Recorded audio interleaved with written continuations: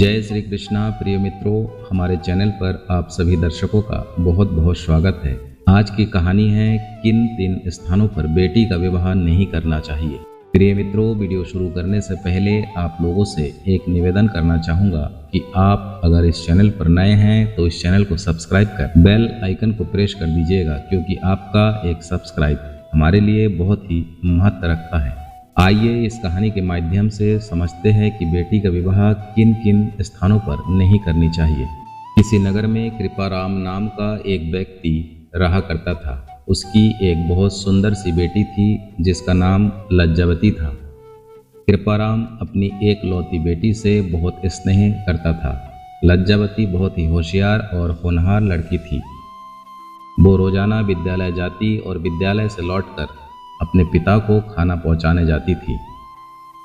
उसका पिता कृपाराम एक सेठ के यहाँ मजदूरी करता था।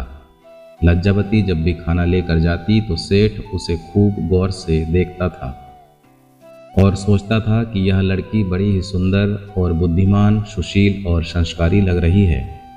क्यों ना इसे मैं अपने घर की बहू बना लूं। मुझे अपने बेटे की शादी कहीं ना कहीं तो करनी ही है। उसका क्या पता वो कैसी गुण विचारों की होगी।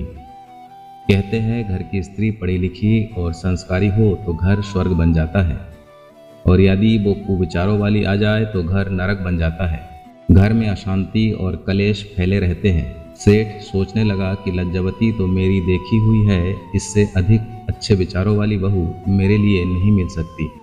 यही सोचकर सेठ ने एक दिन कृपाराम से कहा कि हे भाई कृपाराम, यदि तुम्हारी इच्छा हो तो मैं तुम्हारी बेटी को मेरे घर की बहू बनाना चाहूँगा। तुम्हारी सुशील कन्या यदि मेरे घर में जाएगी तो मेरे घर की किस्मत चमक जाएगी। सेठ की बात सुनकर पहले तो कृपाराम को कुछ आश्चर्य हुआ कि सेठ मुझसे मजाक कर रहा है, और जब उसने देखा कि वास्तव में सेठ मेरी बेटी को अपने घर की बहू बनाना चाहते हैं तो वो हाथ जोड़कर खड़ा हो गया और कहने लगा कि हे सेठ, मेरी बात का बुरा मत मानना। यदि मेरी बेटी आपकी घर की बहू बन जाएगी तो इससे अच्छी मेरे लिए कोई बात नहीं होगी, परंतु मैं यह कहना चाहता हूँ कि आपका मेरा कोई मेल नहीं है। आप एक धनी सेठ है और मैं एक नौकर। हमारे आपके बीच भारी असमानता है। विद्वान लोग कहते हैं कि मित्रता और विवाह संबंध बराबर वालों में ही शोभा देते हैं। बड़े छोटे के बीच संबंध ज़्यादा दिन तक नहीं टिक पाते हैं, और मेरी तो इतनी भी हैसियत नहीं है कि मैं आपकी बारात की खातिर कर सकूं। ऐसा बोलकर आप मुझे शर्मिंदा मत करें। तब सेठ कहता है कि हे कृपाराम, तुम चाहे कुछ भी कहो, पर हमारे घर की बहू तुम्हारी बेटी ही बनेगी। मित्रों, इतना कहकर सेठ अपने घर पहुंचा और अपनी पत्नी और बेटे से परामर्श लिया। कृपाराम की बेटी की बात सुनकर पत्नी और बेटा एकदम से उछाल पड़ा। कहने लगे, आपकी बुद्धि तो खराब नहीं हो गई। उस गरीब मजदूर और हमारा क्या मेल है? वो मजदूर भला हमारे लिए क्या दे सकता है? तब सेठ बोला, वो रत्न जैसी कन्या हमें देगा, और वो भी संस्कारी और सुशील है। इससे ज्यादा तुम्हें क्या उम्मीद रखनी चाहिए? कन्या धन से बड़ा कोई धन नहीं होता। तुम चाहे करोड़ों की दौलत जोड़ कर रखो, यदि बहु उल्टा और कुलक्षणी आ जाए तो वो दौलत कितने दिन ठहर सकती है। यदि सुलक्षणा होगी तो कंगाल परिवार भी संपन्न हो जाता है। पत्नी के बार बार मना करने पर भी सेठ नहीं माना, और सेठ ने जबरदस्ती अपने बेटे की विवाह कृपाराम की बेटी से कर दिया। कृपाराम सेठ के घर में अपनी बेटी का विवाह कर बहुत खुश था, परंतु एक मजदूर की बेटी बहू बनकर सेठ के घर में आ गई। यह बात सेठ की पत्नी और बेटे को ठीक नहीं लगी। वे उसे दिन रात प्रताड़ित करने लगे, परंतु सेठ के डांटने पर वे चुप हो जाते थे। उन्होंने उसे घर से निकालने का बड़ा प्रयास किया, परंतु सेठ के रहते उनकी मनसा सफल नहीं हो सकी। धीरे धीरे इसी प्रकार कई वर्ष बीत गए। मित्रों, संयोग से एक दिन सेठ की मृत्यु हो गई। सेठ के मरने के बाद पत्नी और उसके बेटे ने एक योजना बनाई। क्यों न बहू को जहर देकर मार दिया जाए और फिर सेठ की पत्नी अपने बेटे का विवाह किसी धनी परिवार से कर लेगी। उन दोनों ने लज्जावती को मारने का निश्चय कर लिया।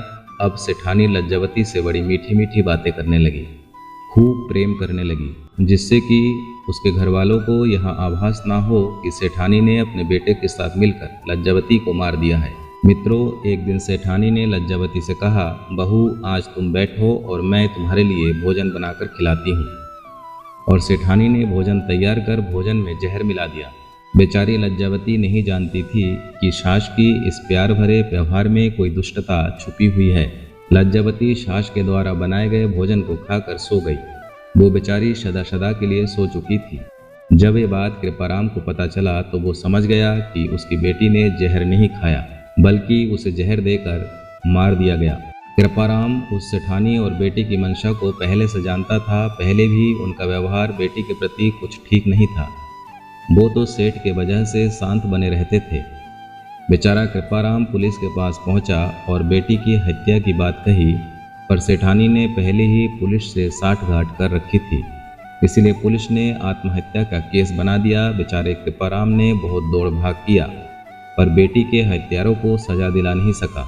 उसके पास इतना पैसा नहीं था कि बेटी के न्याय की लड़ाई लड़ सके, पर क्या करता, हार कर मजबूर होकर घर बैठ गया। उसकी बेटी के हत्यारे आज भी खुलेआम घूम रहे थे। कृपाराम अपनी करनी पर पछता रहा था कि यदि वो सेठ की बात ना मानकर बेटी का विवाह उसके घर नहीं करता तो आज उसे ये दिन देखना नहीं पड़ता।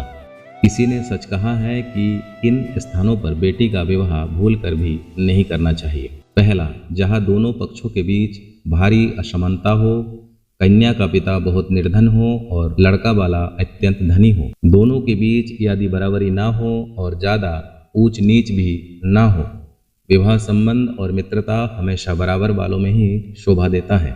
दूसरा, जो धन के अत्यंत लोभी हो, पैसों के लिए वे कुछ भी करने को तैयार हो, पैसों के लिए वे अपने मान सम्मान बेचने को तैयार हो, ऐसे लोगों में बेटी का विवाह नहीं करनी चाहिए। तीसरा, जो परिवार संस्कारों रहित हो, जिनके घरों में पुरुष संतति ना होती हो, ऐसे परिवार में धन दौलत से संपन्न होने पर भी बेटी का विवाह नहीं करनी चाहिए। मित्रों, यदि यह वीडियो आपको पसंद आया हो तो इस चैनल को सब्सक्राइब कर बेल आइकन को प्रेस कर दीजिएगा, क्योंकि आपका एक सब्सक्राइब हमारे लिए बहुत ही महत्व रखता है। जय श्री कृष्ण।